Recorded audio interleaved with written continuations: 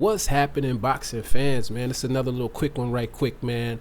This is on my boy Shiesty Shakur, Sneaky Shakur, Twitter, whatever y'all want to call him. Y'all got a whole bunch of names for this kid right now.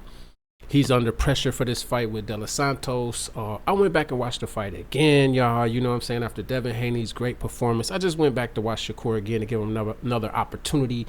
And guys, it's just not there.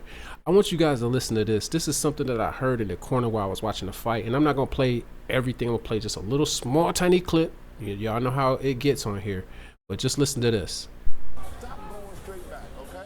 All right, now start throwing some combination and throw some of them straight left hands under and out, all right, you gotta trust yourself a little bit more, all right? Now you hear him right there? Shakur's cornered. His trainer said, you need to trust yourself a little bit more. Shakur was having some issues. This is already going into round 8, guys. Round 7 had just ended. This is going into round 8. And Shakur's already run for like 6 rounds, 7 rounds. He done ran already. So this is my point, guys. If he's getting this advice that you got to trust yourself a little bit more, and Shakur, like I said, guys, I can't show the whole thing. I got to show little tiny pieces and stuff because that's the world we live in. But I don't want to infringe on nobody else's stuff. But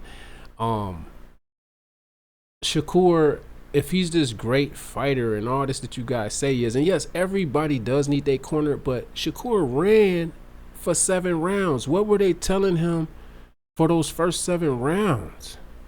And he ends this by telling Shakur, you're doing great, champ, and all that, because, yeah, he's ahead on his scorecards because he's running and he's pecking a couple shots out, and then he's literally turning and running track. So is this the type of fighter y'all want? You know what I'm saying? I went into the rankings, like I said, and I looked at the top guys, and right now, for me, it looks like probably the best fight for Shakur. This is just, to me, I think the best fight for Shakur right now to really prove himself would probably just be Lomachenko. I don't think he could. I'm being sincere. If he fights the way that he fought Santos, which he's not, he's going to be more technical, of course, with Lomachenko. But Lomachenko's going to score the shit out of this dude. Lomachenko do got a little bit of sting. I think that'll be his best fight right now. He needs to forget about anything to do with Tank. He don't want nothing to do with that. Because he's literally going to try to have the same performance running from Tank all night. And that's not going to go. You know what I'm saying? That's not going to go. That's not going to fly.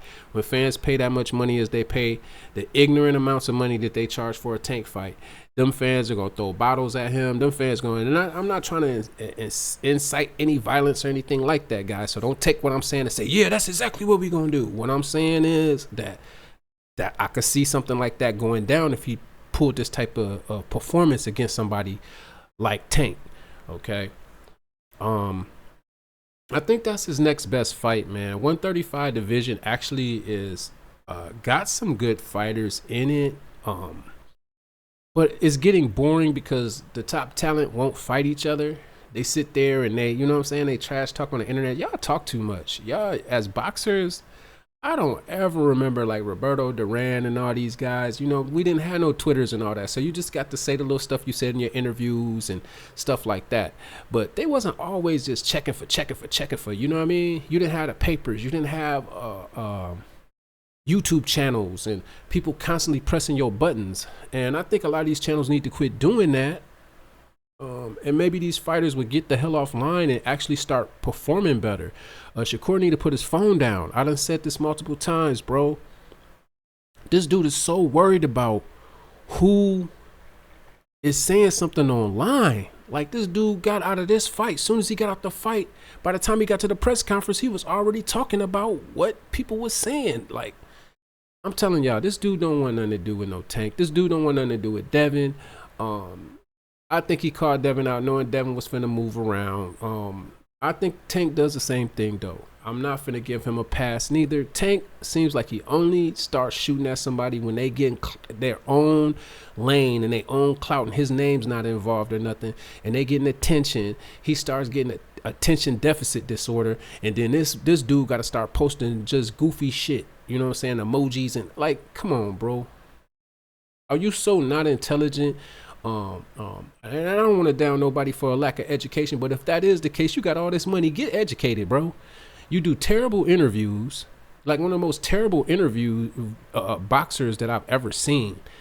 For him to be such a star, ain't nobody teaching him how to interview. Come on, y'all. That's all I'm saying, you know what I mean? But I still think Shakur, he don't want no parts of that, and I wouldn't want to see that fight because judging by the De Los Santos fight, he just gonna run. I think Tank next fight should be De Los Santos. Just to put the exclamation in the game, I think him and De Los Santos is actually a very good fight.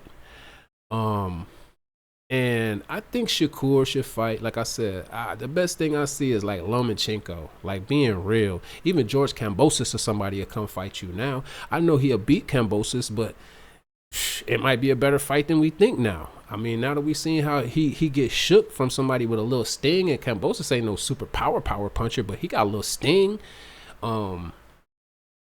I just don't know what the future is and how I feel about this fighter.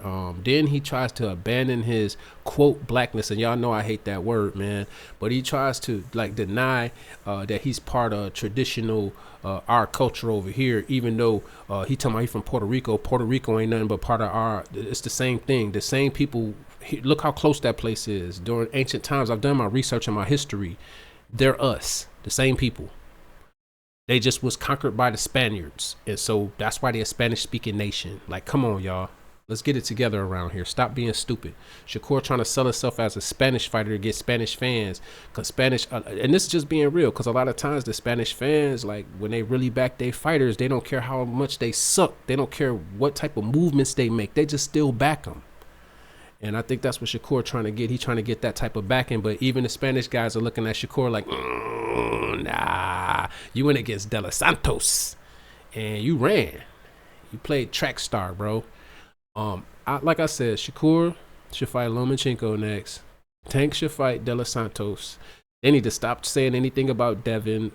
Devin do not need to come back to 135. Tomorrow he'll come back to 135 to fight Tank. And he was saying that before when he first was talking about moving up. But he don't need to do that. He don't need to weight drain himself. You know what I'm saying? Like I said, guys, I was a big Tank fan in the beginning. They was selling me the hype too. But that was during, you got to figure, guys, he's a COVID fighter. We needed anything to entertain us during that time period when we was all locked away. We don't need that no more. Come on, Jake Paul was born during this time and like literally blew up during this time because we just needed entertainment because we didn't have nothing to do. We was trapped in the house with our family, some of us with kids and all kind of stuff that we just wasn't used to. We needed some outlets and we couldn't go nowhere. So that's to me what really blew Tank up. And then people just held on to that for some reason. And this dude could fight complete bums and people are still buying tickets like he's the greatest thing ever. From what I'm hearing, rumor has it that he is ditching the Esau Cruz fight, which I'm so glad. Don't nobody want to see that. Trash. Don't nobody want to see that. And he don't want nothing to do with Devin. He talking about he'll fight Devin. And of course, like usual, he got to put some clauses in the game. Oh, he got to come down to 135 and fight me. Tank here got to weigh 120.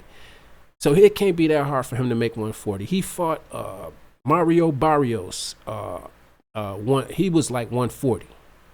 As a matter of fact, Tank said it like 400 times in the interviews after the fight. He kept saying he was 140. He was 140. He's starting off with he was 140. Like this, the greatest feat ever.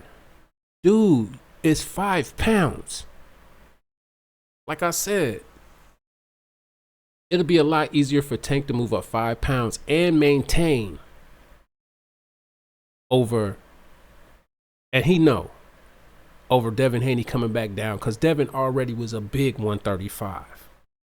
Devin already was a big 135. He's a pretty decent size 140. That's why 147 ain't far-fetched for him. I'm gonna let y'all know over here, it's about that boxing. We don't. I'm a fan of the fighters. Trust. I'm a Devin Haney fan. Was a Tank fan. I'm not no more because I just see the way they moving. They not moving like the type of fighter that I want to support. I don't want to support somebody that only want to go after people when they already involved in something else or want to go after people when they done moved up to another weight class. Now all of a sudden you got everything in the world to say when you wasn't saying nothing before. Now he done shut Regis down like he shut Regis down. You just silent, and then all of a sudden you put up some emoji shit with you wanting all the smoke in 2024. Like he talking about Devin. Whatever. He ain't never fighting Devin, bro. It's too much of a risk. It's too much of a risk. He's too technical for Tank. And to those people talking about the sparring session, he rocked Devin in the sparring session when he was just a 16-year-old child. What's Tank like? Ain't Tank like 30, 36 or something now? He getting up there to, no, he 29. Let me stop. He ain't that old. But he 4 years older than this kid. So Tank was already 20. He was already a man, and he was sparring a boy. And the boy came back and still won the sparring match. Tank lost the actual sparring match, y'all. Which sparring don't even matter, because sparring is sparring. It's there for you to make your mistakes and do the things that you need to do. It's not there for you to be perfect. Of course, you would like to be perfect at all times, but sparring is to try new things and new techniques, man. So, of course, you're going to get caught slipping and all kind of stuff. Plus, like I said, Tank was a 20-year-old man, and at that time, Devin was a 16-year-old young man, a boy still. So, how y'all even counting that? that's for real. That's like some grown man. Now, in any other environment, y'all be like, damn, he beating on kids. He should get arrested for even fight. I mean, yeah, we know it's boxing, but I'm just saying, in the real world, if a 20-some-year-old man, a 20-year-old man jumped on a 16-year-old boy, y'all be looking at him funny. So, why is it cool now that Tank rocked a 16-year-old boy who still came back and won the actual sparring session for the money, for the bet, and everything that was going on for the sparring session? Tank lost. So, that's all I gotta say, y'all. Y'all let me know what y'all think. Shakur versus Lomachenko, Tank versus De Los Santos. I think those are the hot fights. And Devin need to stay at 140. Maybe take out Josh Taylor. Let Teofimo. Who I had Teofimo going against? I think I said Teofimo should fight. Teofimo should fight Prograis. Give Prograis another chance with Teo. Now that he lost like that, I don't see why Teo would be worried about fighting him. Shouldn't Teo be real anxious to fight him now? It's a different fight, because I know Prograis would give him some work. Different because Teo is not a Devin. Facts. He is not technically savvy as Devin or anything like that. Teo also can lose his cool and lose his focus on his game plan. So, I think I had Devin fighting or we could even do it like this, since Teo's supposed to be the man, fight Matthias. Devin go ahead and fight who could Devin? I had Devin fighting somebody, man. Let me I had the whole little cards pulled up or whatever, man, and I had Devin set to fight somebody in the 140 category. Let me look real quick, and I'll tell y'all exactly who I was talking about. I said Devin Haney should fight Josh Taylor. That's what it is. He should go ahead and fight Josh Taylor, because Josh wanted to fight him at a catch weight on the way up anyway. He agreed to it already, so he don't even have to be the full 147. He could go ahead and take on Josh Taylor. I'm pretty sure he'll beat Josh. And then Teofimo could fight Matthias from Puerto Rico. That'll be a good fight. I don't think Teo won on him. I mean, he young. His record's still young. I think that's a good fight. And then the winner of those two face each other. So I'm pretty sure Devin Haney will win. I don't know I think Matthias might give Teo some work. So that would be, and the winner of that would fight Haney. I don't know how people are feeling about Subriel Matthias, though, because he's not a big money maker. He's not very well known. I think he's like 20-1 or something like that right now, his record. But he's a good prospect to fight in the 140 class, and he does, I believe, have a belt now. So he's with PBC. We have to see how that goes. We got other good fights. The Gary Antoine Russell, that's a good fight. Ryan Garcia, I'm just done with him, bro. I think he need to fight Teofimo before he start talking about Devin. Being honest, like Tio and Ryan should fight first. That would probably be a good fight too. Um, Besides that, like being honest, there's not a lot of 135 talent that I'm gonna go back and look at. But in 140, there's 140 is okay. You got Zapata, you got who else you got in 140? I know you got Pedraza still. You know, a lot of these guys, Lipnitz, a lot of these guys are just like, you know what I mean? Like they're good fights, but Jose Ramirez, we got that would be a good one too. Tiafimo versus him, or Matthias versus Ramirez, Jose Ramirez. That'd be a good fight too. So we got a bunch of fights that we could look at, guys. And like I said, man, I was just continuing to watch this Stevens fight, and I saw this Shakur Stevenson fight, and saw this where you got to trust yourself a little bit more. I think the whole fight, that's what he needed to do. He needed to trust. He needed to take the risk a little bit more. If you a not get hit fighter, you're supposed to hit and not get hit. This dude just did not get hit. All right. Y'all let me know what y'all think about the matchups that I said. If you got some different matchups that you'd rather see, man, drop them in the comment box, man. Like, subscribe, and let everybody know what we doing over here about that boxing.